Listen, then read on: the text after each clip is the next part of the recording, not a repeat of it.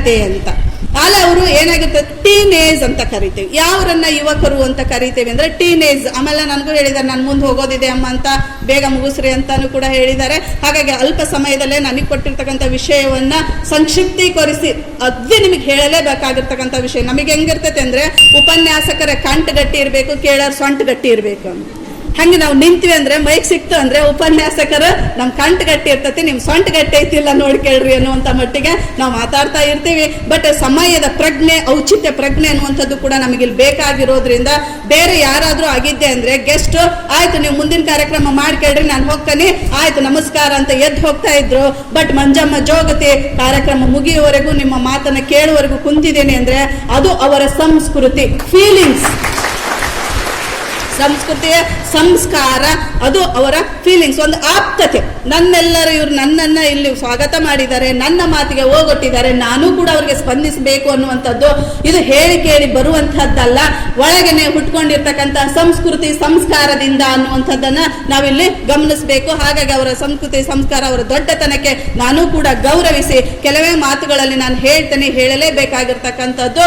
ಇಲ್ಲೇನಂದ್ರೆ teenage ಅಂತ ನಾವೇನ್ ಕಳಿತೇವೋ 13ರಿಂದ 19ನೇ ವರ್ಷ ಟೀನೇಜ್, 13, 14, 15, 16, 17 ಅಂತ ಏನ್ ಹೇಳ್ತೇವೆ ಆ ವರ್ಷದಲ್ಲಿ ನಾವು ಯುವಕರು ಅಂತ ಕರಿತೇವೆ. ಓಕೆ, ಯುವಶಕ್ತಿ ಅನ್ನುವಂಥದ್ದು ಫೋರ್ಸ್ ಆಗಿ ಹರಿಯುವಂತಹ ನೀರಿನ ಪ್ರವಾಹದ ರೂಪದಲ್ಲಿ ಇರ್ತದೆ ಯುವಶಕ್ತಿ.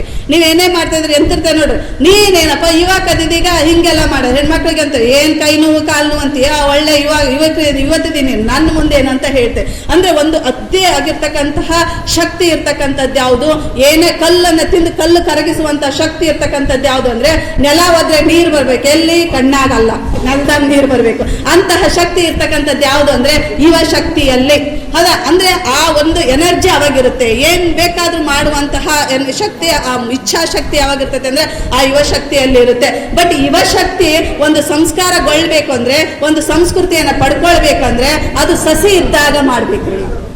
ಬಲದ ಮೇಲೆ ಆಲೆ ಅವರು ಬಾಗಿದ ಬಲತ ಮರ ಆಗಿರ್ತಾರೆ, ನೀವು ಅವ ಬಗ್ಗಸಕ್ ಹೋದ್ರೆ ಲಟ್ ಅಂತ ಮುರ್ಕೊಂಡು ಹೋಗ್ತಾರೆ.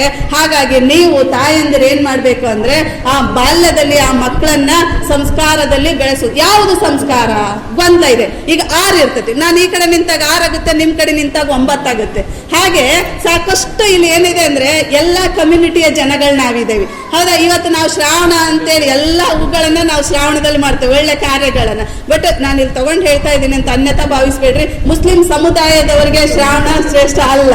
ಹಾಗಾಗಿ ಇಲ್ಲಿ ಆದ್ರೆ ಒಂದೇನಂದ್ರೆ ಈಗ 6, 9 ಇಬ್ರಿಗೂ ಒಂದೇ ಕಾಣ್ಬೇಕಂದ್ರೆ ಒಂದು ಮಧ್ಯಸ್ಥಿತಿಗೆ ಬಂದಾಗ ಕಾಣುತ್ತೆ ಅಂತ. ಅಂದ್ರೆ ಎಲ್ಲ ಯಾವುದೇ ಸಮುದಾಯದವರಿರ್ಲಿ ಎಲ್ಲರಿಗೂ ಒಪ್ಪಿತವಾಗುವಂತಹ ಒಂದು ಕಲ್ಚರ್ ಅನ್ನುವಂಥದ್ದು ಇರ್ತದಲ್ಲ, ಅದು ಸಂಸ್ಕೃತಿ ಅಂತ.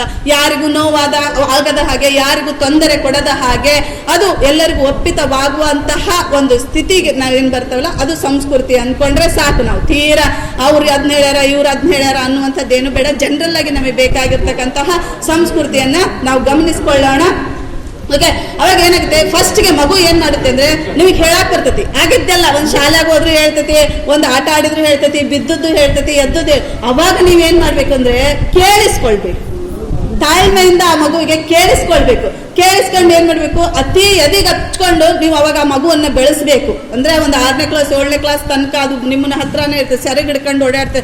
ಇವತ್ತು ಅವಾಗೆಲ್ಲ ಸೆರಗಿತ್ತ, ಹುಡ್ರು ಹತ್ರ ಕಣ್ಣೀರು ಒರ್ಸಕ್ ಸೆರಗೆಲ್ಲ ಒರೆಸ್ತಿದ್ವಿ.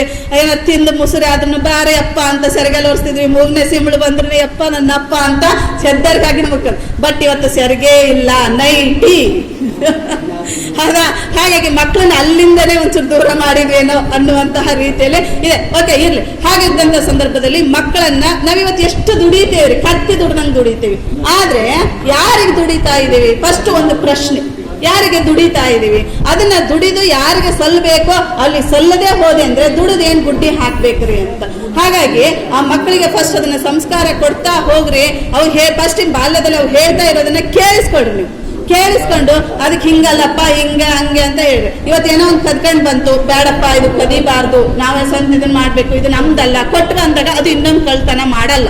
ಅದನ್ನ ಬಿಟ್ಟು ನಾವು ಅದನ್ನ ಕೇಳಿಸ್ಕೊಳ್ಳೋದಿಲ್ಲ. ಅದು ಕತ್ತ ತಗ ಹೋಗಿ ಆಡೋಗು ಅಂದಂದ್ರೆ ಓ ಹಂಗಾರ ಇದು ಒಳ್ಳೇದು, ಓ ಹಂಗಾರ ಇದು ಸರಿ ಐತಿ ನಾನು ಮಾಡ್ತಾ ಇರೋದು, ಇದನ್ನ ಮಾಡ್ತಾ ಹೋಗುತ್ತೆ.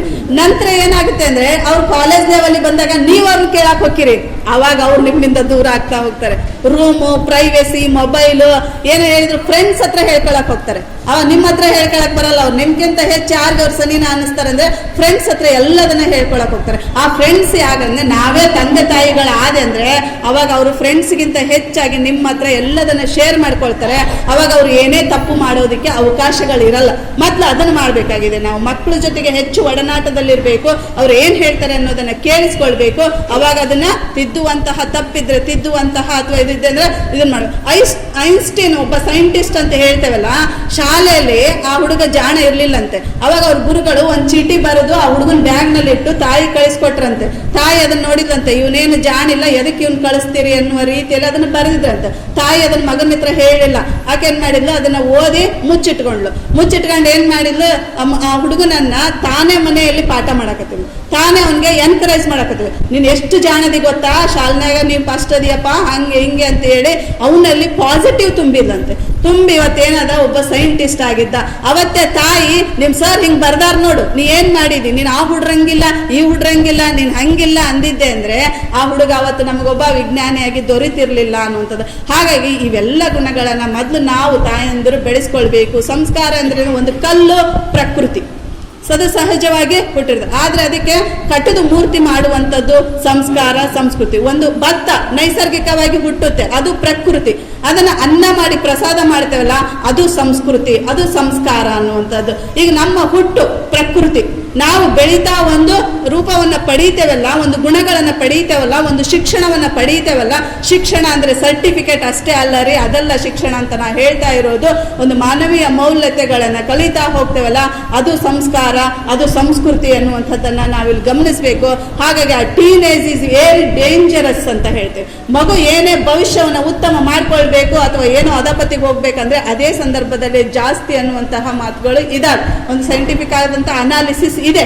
ಹಾಗಾಗಿ ಆದಷ್ಟು ಆ ಸಂದರ್ಭದಲ್ಲಿ ಮಕ್ಕಳನ್ನ ಜೊತೆಗಿಟ್ಕೊಳ್ರಿ. ಅವ್ರು ಏನ್ ಮಾಡ್ತಾರೆ, ಏನಿಲ್ಲ, ಎಷ್ಟು ಎಂತ. ಇವತ್ತು ಕಾಲೇಜಿಗೆ ಕಳ್ಸಿರ್ತೀರಿ, ಅವ್ರು 10, 11, 12 ಗಂಟೆಗೆ ಅಲ್ಲೇ ಮನೆಗೆ ಬರ್ತಾರಂದ್ರೆ ಕ್ಲಾಸ್ ಎಷ್ಟು ನಡೆದಿದ್ದಾವೆ, ಅಲ್ಲಿ CDC ಮೆಂಬರ್ ಇರ್ತಾರೆ, STMC ಅಧ್ಯಕ್ಷರು ಇರ್ತಾರೆ, ಅವರೆಲ್ಲ ನೋಡ್ಕೊಂತಾರೆ ಬಿಡು, ಪ್ರಿನ್ಸಿಪಾಲ್ ನೋಡ್ಕೊಂತಾರೆ ಬಿಡು, HM ನೋಡ್ಕೊಳ್ತಾರೆ ಬಿಡು, ಅಲ್ಲ.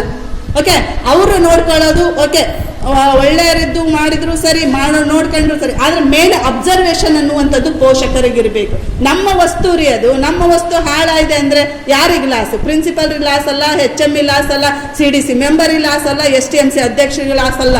ಅದು ನಮ್ಮ ವಸ್ತು, ಕಾಯ್ಕೊಳ್ಬೇಕಾಗಿರ್ತಕ್ಕಂಥದ್ದು. ನಾವು ಒಂದು ಬಂಗಾರವನ್ನ ನೀವು ಅದನ್ನ ಹಾಕೊಂಡು ಸ್ವಲ್ಪ ದಿನ ಇದನ್ನ ಮಾಡುವಂತಹ ಬಂಗಾರವನ್ನ ಅಥವಾ ದುಡ್ಡು, ಇವತ್ತಿದ್ದು ನಾಳೆ ಹೋಗುವಂತಹ ದುಡ್ಡನ್ನ ಸೇಫ್ಟಿಯಾಗಿ ಲಾಕರ್ನಲ್ಲಿ ಇಡ್ತೇವೆ. ನಿರಂತರವಾಗಿ ಒಂದು 100 ವರ್ಷಗಳ ಕಾಲ ಬದುಕುವಂತಹ ಮಕ್ಕಳು